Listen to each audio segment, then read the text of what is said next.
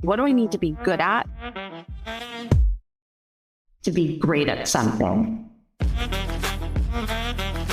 Hello, everyone. You are listening to She Leads with Carly. And in this show, we talk to the absolute best, brightest, and yes, badass leaders.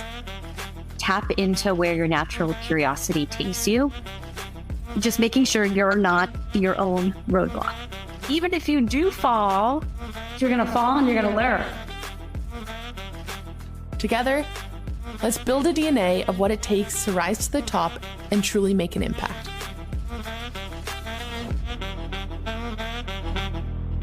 I'm your host, Carly Malatsky. Hello, everyone. I am super excited to welcome our guest today, Farnaz Azmoodeh. Farnaz is a Chief Technology Officer at Linktree, the leading social platform for creators and businesses to share multiple links online in a single profile.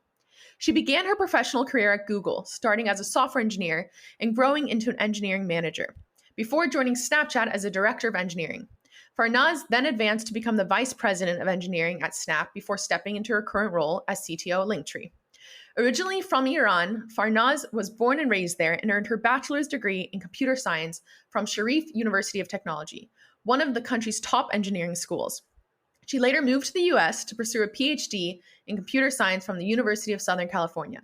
After fulfilling the credits for a master's degree, she decided to enter the tech industry and stay in the US rather than return back to Iran. Farnaz, I am so excited to have you on the podcast today. Welcome to She Leads. Thank you. I'm really excited to be here. Of course, of course. So we have a lot to cover. I feel like we have so many things to get through, but what I love to do first is tell me a little bit about your childhood, especially growing up in Iran. What was your childhood like? What did you love doing? Yeah, I think sometimes I think back, I'm like, I did not realize that I had a bit of an abnormal childhood, particularly because when I was born, it was 1 year into a bloody 8-year war starting with our neighboring country, Iraq. And so, waking up in the middle of the night by my parents and like running to the shelter was kind of an ordinary thing.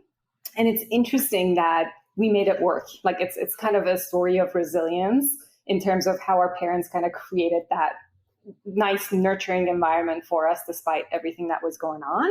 Having said that, I think maybe as it kind of relates to our conversation, my childhood was interesting in that, and maybe surprising in that my parents, they got me an Atari when I was 4 years old for my birthday. And I was a hardcore video gamer until I was 18. So that was a big part of my life. Loved Legos, but also loved Barbies and loved everything girly that you might imagine. There wasn't this perception that if you're a girl and you're a video gamer, you're also a tomboy. Like that wasn't a thing. And so I think I was extremely lucky to be able to have this, I don't want to call it a balance, but like be able to pick and choose whatever I wanted without just these pre-assumptions about like, if you are interested in math and science and video games, you are a certain kind of person. Yeah. So yeah, that was my childhood. There are so many elements, and I could even go in a few different ways, but even growing up in a time of war, which is, relevant today, growing up, you didn't know anything else, right? Like that was essentially the norm for you. Did you know that, what it looks like outside of Iran, outside of strife and what that is? You don't think about it. You've grown up, you've gone about your life. And then COVID happened and people had to, our children had to stay home and study, and parents were very upset for good reasons. And I was thinking, oh, that's what I did first grade because Tehran was being bombed and we couldn't go to school. So we had an hour of school every day on TV. Obviously, technology wasn't there. But we didn't know that was abnormal. And it's kind of fascinating how you adopt and adjust and go with what you have, not knowing what normal is like.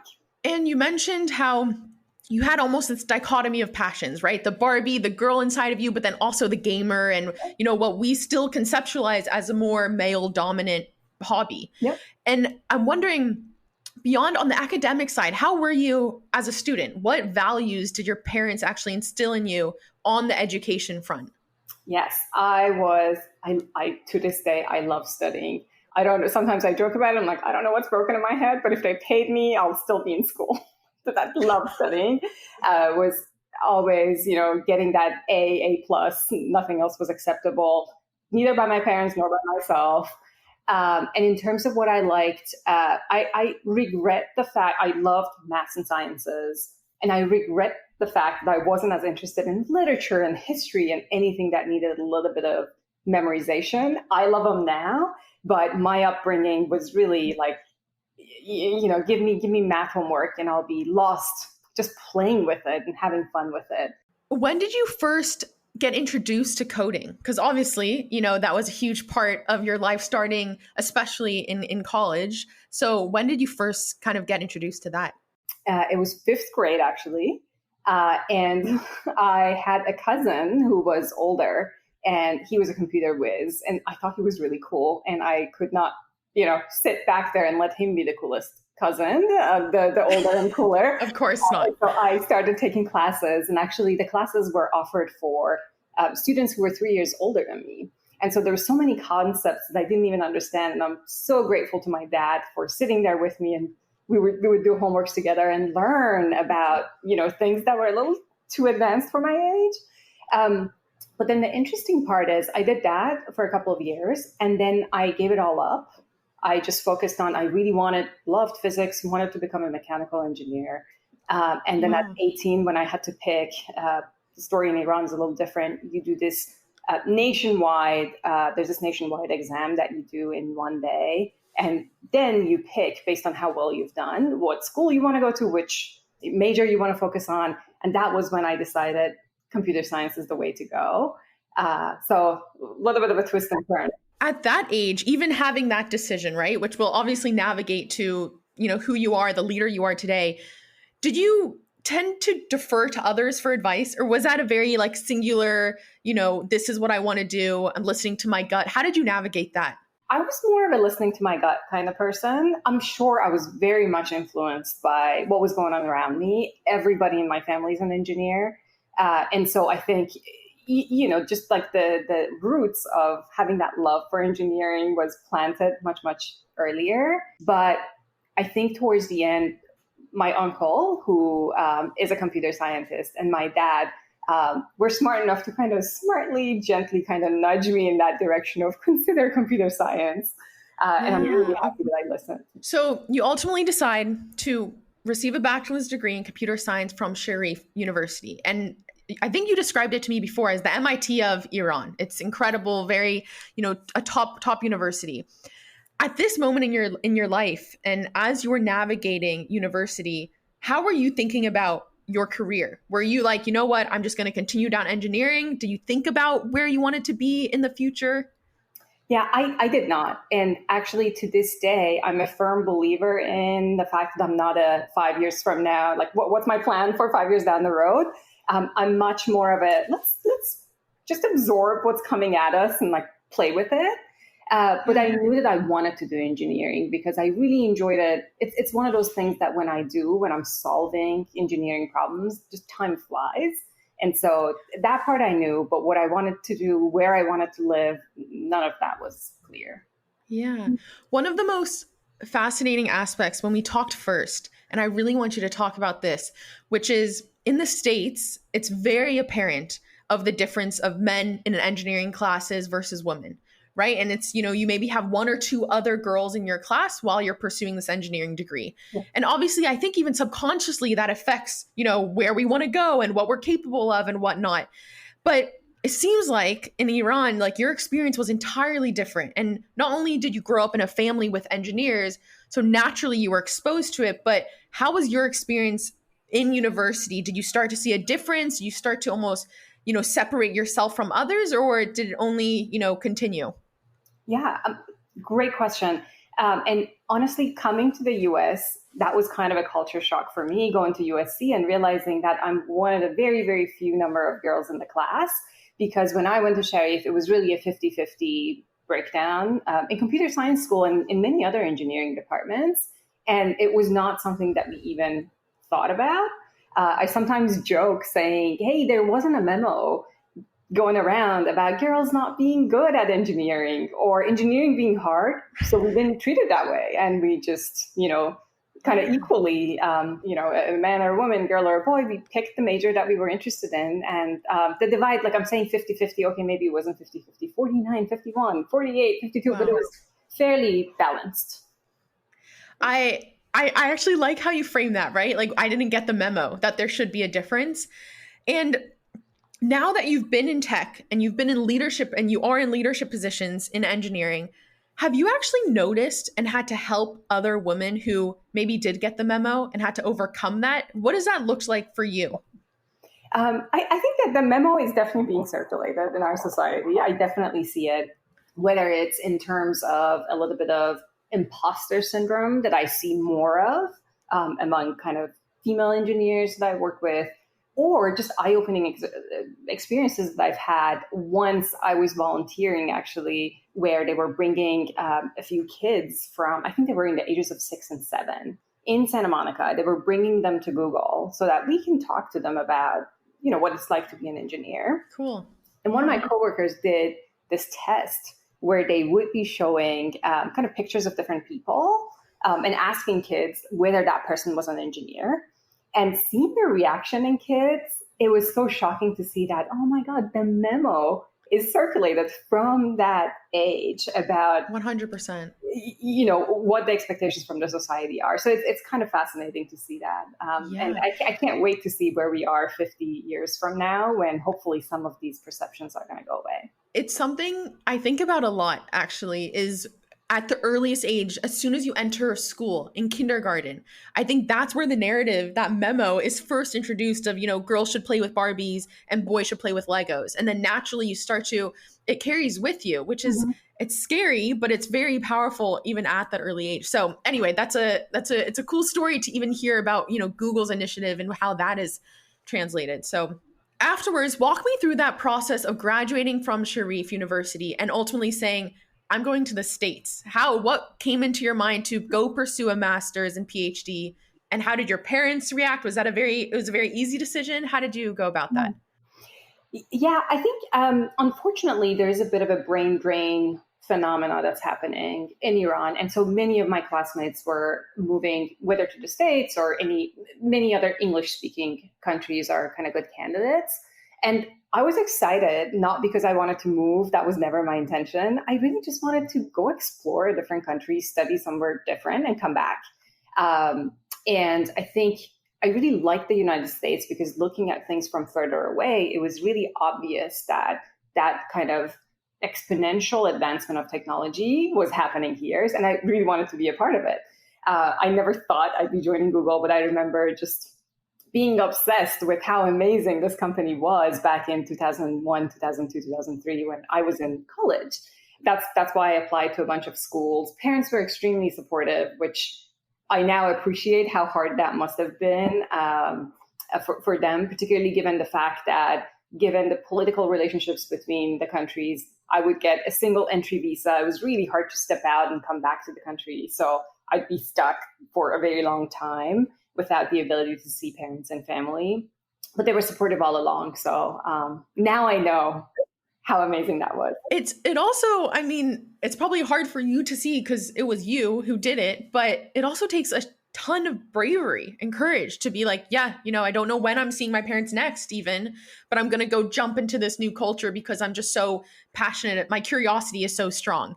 How was that transition? How was it, landing in America, going to LA? What were some of the culture shocks? I think the only culture shock is the one that I just told you about, just like going to school and seeing that difference, honestly.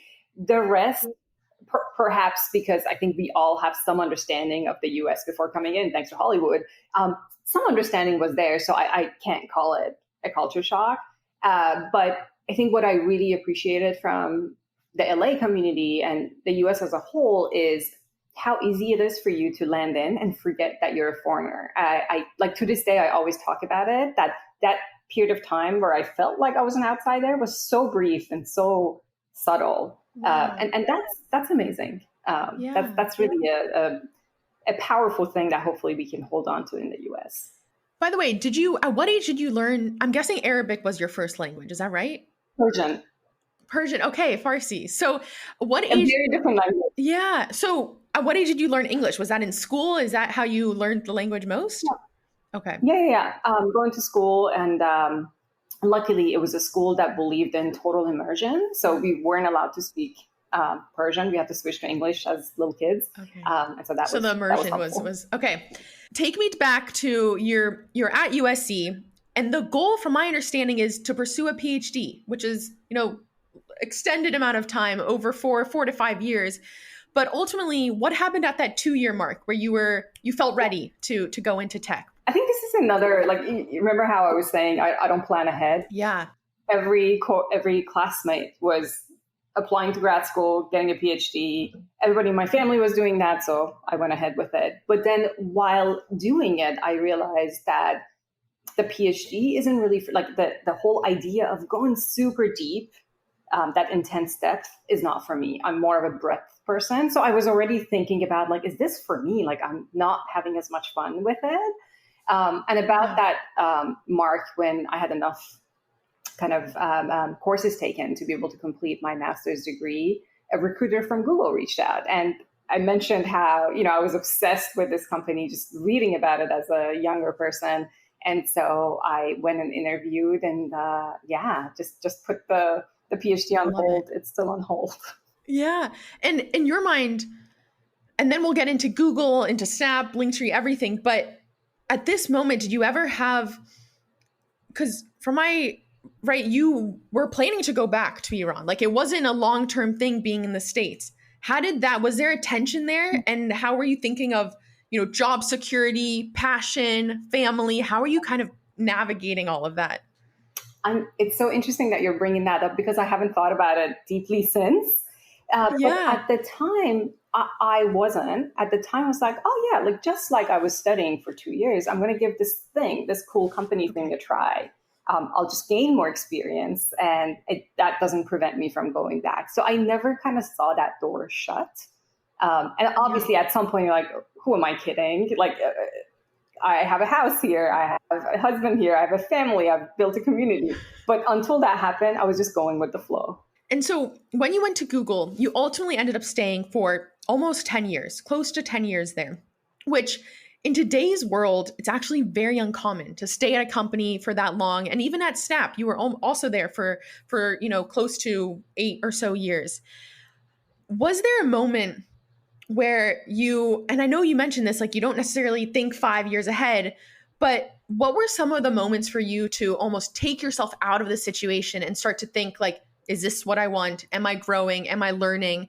And should I be looking for other opportunities? Did you ever have those moments at Google? I always credit the system that was in place that really ensured that, you start at a company, and obviously it's really hard, especially starting at Google. I remember it was extremely hard. Everybody's extremely smart, hardworking. Like, at the time, it's still a much smaller company. It's like, oh gosh, like, I gotta work hard, and am I gonna make it? And you're going through the learning curve. And I think if you think about how much you're learning and the slope of that graph, like, you're learning, and then you get to a point where you've got a hang of it. But if you have a good system in place, a good management in place, they will know that, oh, like, this person has more potential and they are reaching that plateau. Let's throw a new challenge at them. And I feel I went through that almost every 2 years. Having said that, my learning from that experience was that even though you're being thrown at a new challenge and you're now kind of restarting that curve, the slope of the curve is not as intense anymore, because you're still operating in the same system. You're working inside the same culture. And so at some point, you got to push yourself out. I was at Google for 10 years and at Snap for 7. So I've been making progress there. Yeah. But speaking of which, you also mentioned how it's important to have good management to almost, like, recognize that you have potential and you're reaching your plateau. So what could be next? But I would say more often than not is you don't necessarily have that management who's thinking, what's best for you. And during your time at Google and at Snap, as you kind of took on these new leadership roles, were there elements of, self-advocacy and just standing up for yourself and realizing, this is what I need to do? Oh, for sure. I think there's two things that need to go kind of hand in hand. And it's this combination of I'm working really hard, I'm driving impact. So everybody's kind of realizing that I'm someone that they can rely on. I'm someone who can move the needle forward. But then on the other hand, also asking for it and like showing that I'm ready for the next thing and I have that appetite. I think that combo has to be present kind of together. And of course, if you're not getting what you want, having the courage to say, this is not for me, I'm going to go explore something different. What would you say, looking back at Google and Snap, what was the hardest lesson that you had to learn? It sounds kind of silly in retrospect, but when I joined Snap, I had to come out of this company that in my head, it was known for being a very successful Silicon Valley company that has kind of invented what search and what ads should look like. There's all these other kind of products that have come out of it. I thought I was kind of at the center of the universe. And Google culture is also a very strong culture. And I think joining Snap, there was this shock around just realizing that there is no single correct way of doing things. There were leaders from from Facebook and Netflix and Microsoft, and they each had a very different approach to problem solving. And just like realizing how smart every different approach was, and there wasn't a single answer, I think was the biggest shock, because there is this tendency to come from a previous company and just be like, here's the way we do things. It's like, actually, no, you have to adjust your approach to the circumstances and kind of bring your unique spin to it. And that was a tough one the first year. Was there ever a moment, given that it seemed like you became more conscious of leadership styles, did this navigate or at least redirect where you saw yourself? Like, did you ever be like, you know what, I am growing to be a CTO? Do you ever want to found as a technical founder? Like, ever have those moments? Yeah. I think the only moment that I've been thinking about often, and I joke about sometimes with coworkers, is when I grow up, I want to be a founder. And I'm really passionate about it. But other than that, no, it hasn't been that like, oh, I'm going for that title of a VP or, whatever that might be. Right. I've always been a lot more focused on, here's the project that I'm pushing forward, here's the impact that I'm driving, and less so the title. Yeah. When you joined Snap, it seems like a year later, Snap went public. And throughout your time there, it was, widely in the news and ups and downs and a lot going on that I can only imagine really affected the morale of your team. How did you navigate that? How did you ensure, your engineers to kind of put aside the gossip, the news, and stay focused and like be very passionate about the mission as well? Yeah, that's such a good question. I think now looking back, I am pretty sure, when you think about peace, kind of, what do we call it? War leaders and peace leaders. Like, I think of myself as a kind of wartime lead. I vividly remember this was 2018. Snap had gone public, but then we were really having trouble growing on Android. And so if you had saturated the market with your target audience on iOS, like, you're not growing. And so it was a really tough situation. The stock price was dropping. And really, once I was able to convince myself that, no, we still have product market fit, there's foundational problems with the app that we as engineers are uniquely positioned to go address. I think it was really easy for me to kind of encourage myself to stay in it and be resilient and then kind of bring that energy to our team. But I'm not going to lie, it was a really, really tough time. When I look back, I have no idea how we kind of marched through it for a year. And obviously it was very successful with the rewrite of the app.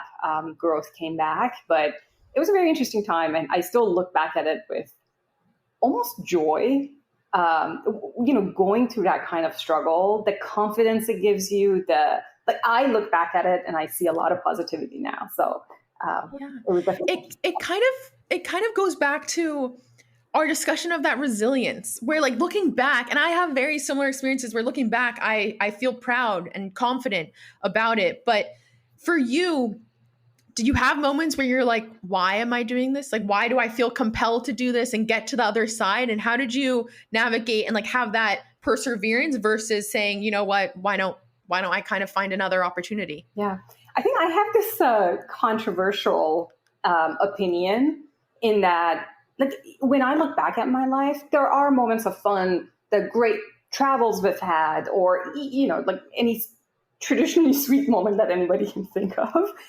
But I do think about the struggles, actually. I think about how hard it was when I was 18, getting ready for that kind of central national level exam that was, it happens all in one day. If you're sick that day, tough luck. You're waiting until next year. It's a pretty stressful, it's a terrible system. But when I think about it, I actually, it brings me joy, and confidence is a great word you use. So I do think about these like really tough times I've had as very kind of formative in terms of who I am now and how I went through them and how I just showed perseverance and grit. Yeah, it fills me with joy for some reason. I love it. And you mentioned how you would categorize yourself as a more on the wartime leader, right? Rather than like in the peace. Can you elaborate on that? Why do you say that about yourself? I just think there's a bit of a personal tendency there, but I think there is something really fun. Perhaps it goes to that, like the niceties that come when you are struggling. What happens in your body, in the system, in the culture of the company when you're struggling, and you all know that you're in it together and we're all going to make it and we're going to go to the moon, or like we're going to be on the streets. It brings something out of you that's very special. Yeah. That risk of survival. And I just really enjoy operating in that mode. Farnaz, I've talked to some people you've worked with, and one description that I've heard is, and it's something that I really am excited for you to talk about, but it's almost this like concept of bull in a china shop, meaning, you're going to run through walls, you're going to get shit done, and no one's going to stop you. But there's a nuance there, which is you're almost swaddled by pillows. Can you elaborate on this? Like, tell me a little bit about how you came up with this and why does it represent you? Yeah, it's so funny. A great coworker of mine taught me that concept. She was saying the word she used was that she is a force of nature. However, like she's a bulldozer coming in. Like she knows how to operate, she knows how to execute, she knows how to get shit done. But because she has these pillows on the blades, she's kind, she's sweet, she's caring. So like finding the balance between the two, which I think is extremely powerful, especially if you think about the kind of the tech culture and how, you might have one without the other. And we've all heard about the consequences of it. Absolutely. So anyway, yes, Jay-Z is CPO at Linktree, and you work very closely with her. I would love for you to talk about even what does that dynamic look for you as a leader when now you have to communicate with other executives? Like, what is important for you to know when you're communicating with, chief product officer, the chief executive officer? What are some key insights that you can kind of share in that dynamic? Oh, sure. So I think one thing I've learned is the relationship, particularly between engineering, product, and design. It's this thing that it either has to work or you're going to have serious problems. And so the way I've learned to make it work is based on this concept at Snap, where one of our values was kindness. And the way we talked about kindness is the common mistake is to think about kindness as niceness, whereas in reality, that's not the case. Kindness is what your mother gives you, which is if you're doing something silly, she'll be the first one to tell you, but she does it in the kindest way, in a way that's pretty clear it comes from the right position.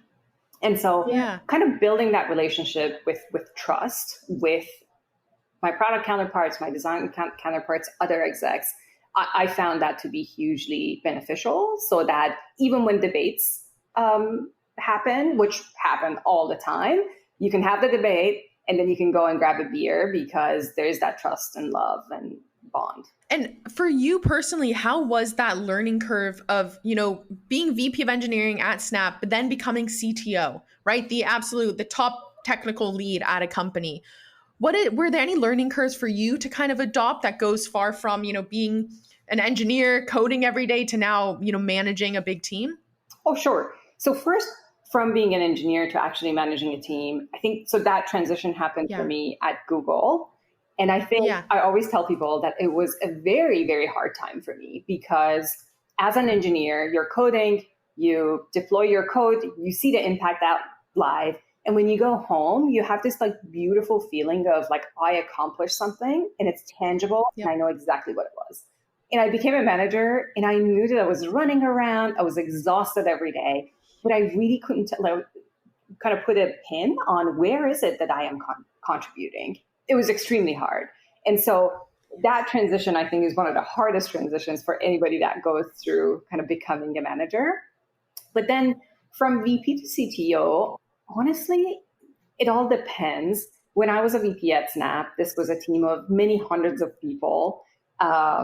So, a very different ball game. And now I am a CTO of a much, much smaller company. But yes, the burden of making that final call on many technical decisions is with me. So it's interesting because in terms of just like scale and the operational rigor that was required to be a VP at Snap, it was much larger. But then the scope and the level of responsibility is very different and much larger at Linktree. So it all depends on kind of where you are, the team size, what stage the company's at, and so on and so forth. Was that an active, research in Linktree? Like what attracted you to go join Linktree? Was it the role, the new, learning in that sense? Or how are you kind of thinking about it? Yeah, I think at that point at Snap, I was really missing the old days of Snap. When I joined, it was 100 and something person company. It was small, it was moving fast, and we were starting our monetization efforts.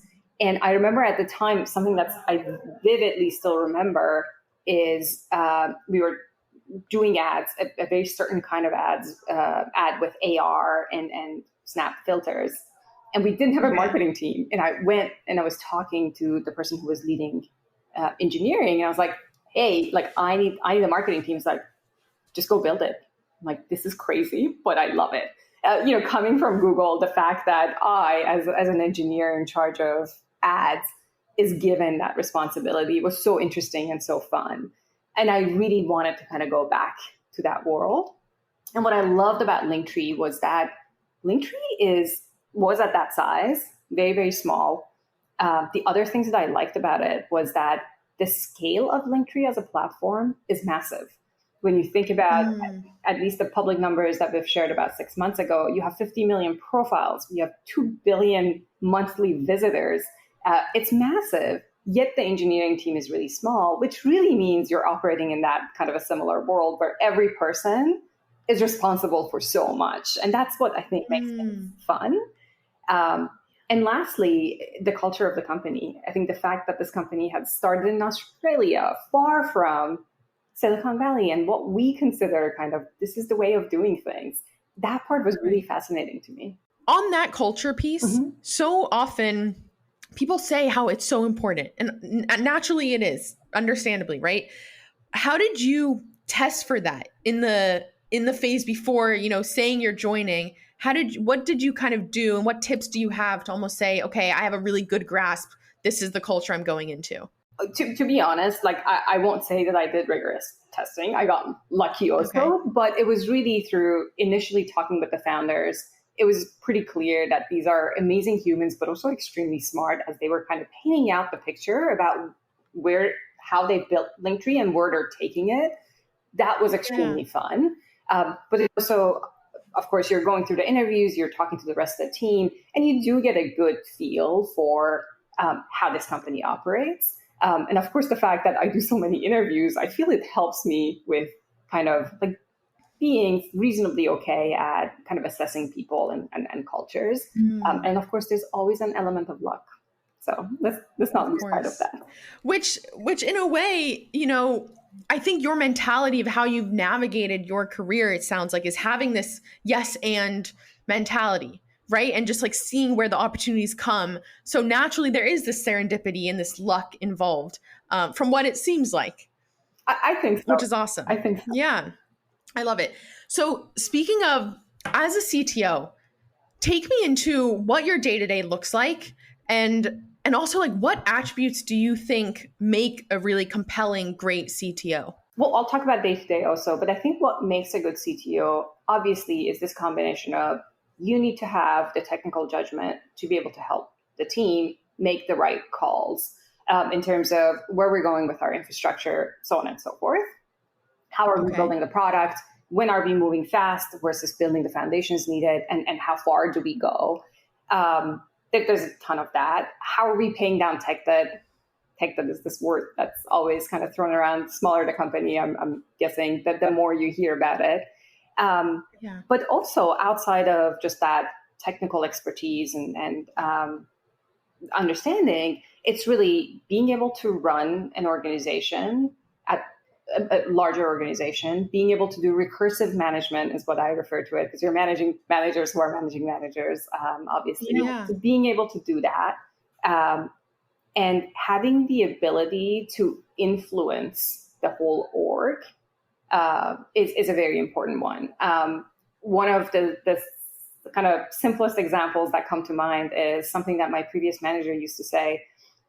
He used to say that by the time you repeat something so many times that you're sick of it, the whole org has heard about it and they're all moving in that same direction. So there is a lot that's associated with just that, the recursive management, being able to influence the whole org.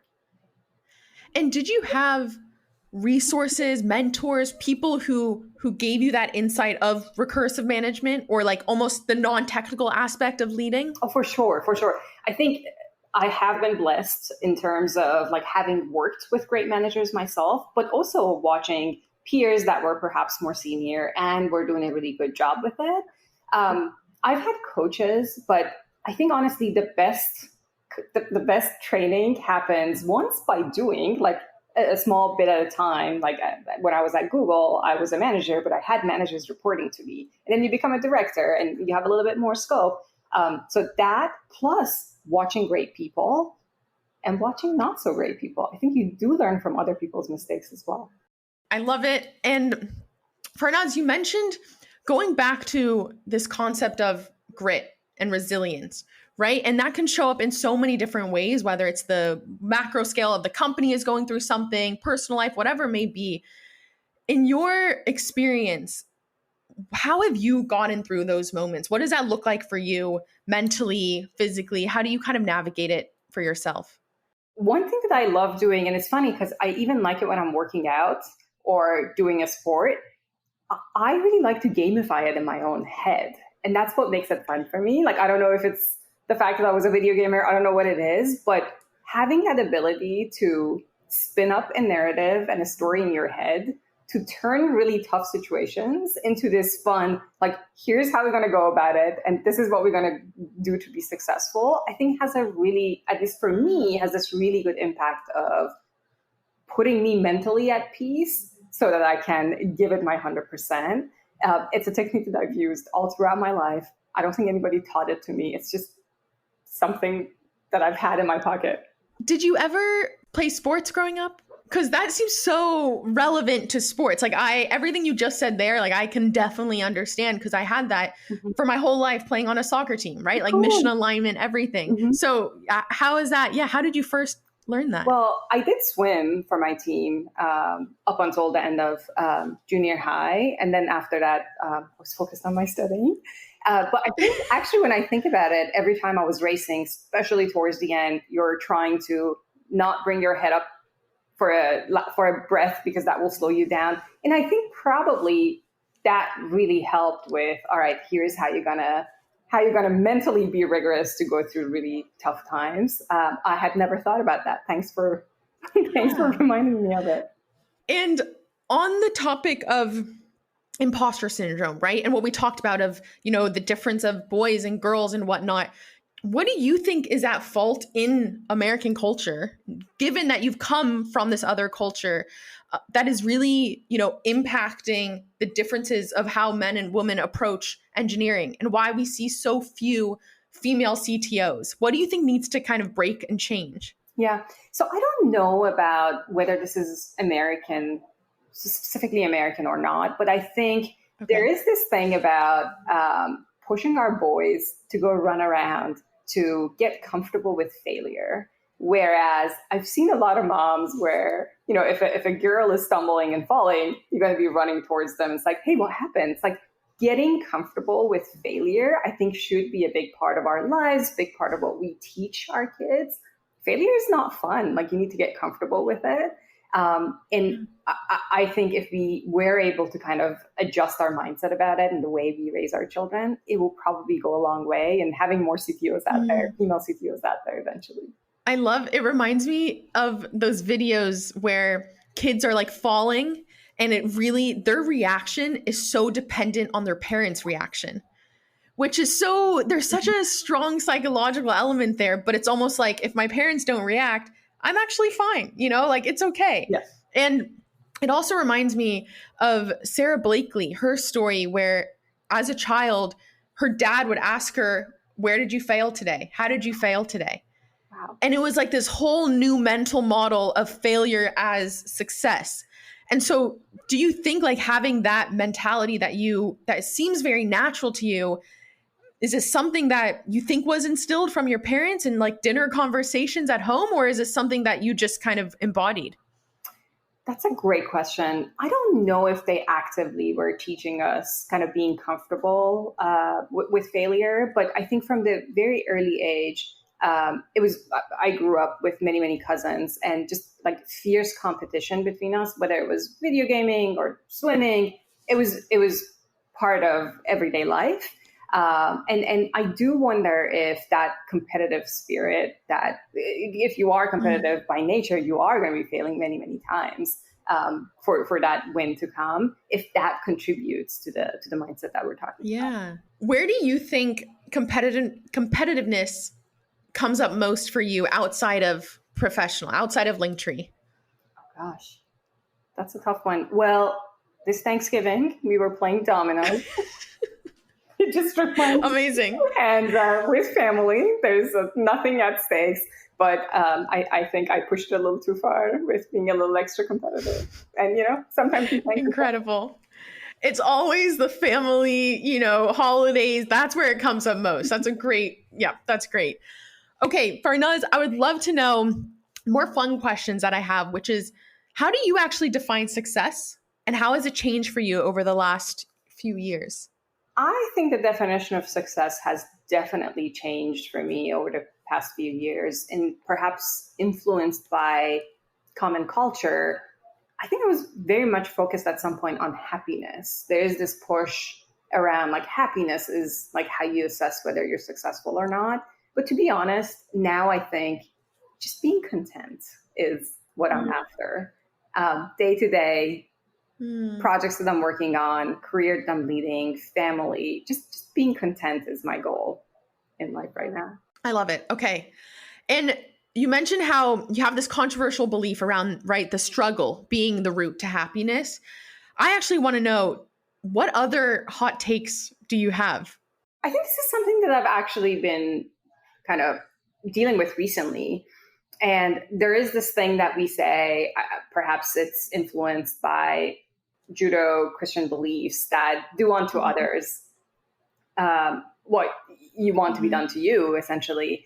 And I think actually that's probably one of the worst teachings possible, because I think that's what I have been doing. And now I'm learning that no, people want to be treated differently. People want something very different from what I want, in the way I love them, in the way I show my appreciation to them, in the way I speak with them. And that's something that I'm very hyper-focused on, just moving away from that teaching and focusing on giving people what they actually want, not what I want. Interesting. So it almost breaks down this whole concept that we all are seeking the same thing from each other. I think we're not. And instead we're individual beings, and some may want, X and other person may want Y, but it's, can you understand what the other person needs? Absolutely. Interesting. And so now in your life, how does it show up? Is it more of like you just make a conscious effort? Do you ask? Is it something that you try really recognize? I'd say I'm still very much struggling with it. This is all very new to me.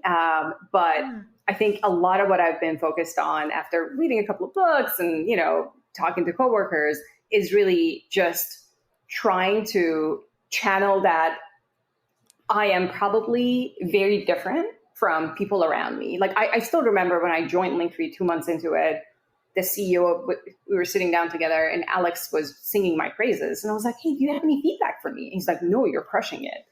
And that was a moment I thought, oh my God, I need to get up and like leave this company. Why isn't there any feedback for me. And I bet that's not, many people would not, they don't think about the moment of receiving constructive feedback as a very positive moment in their life and actively seeking it, to the point that if they're not getting it, they'd be disappointed. And so just reminding myself of that and talking to people, getting a feel for what it is they want and channeling it out is something I'm focused on. We'll see how it goes. I love that. No, I love that. That gave me a lot to think about too. So I appreciate that.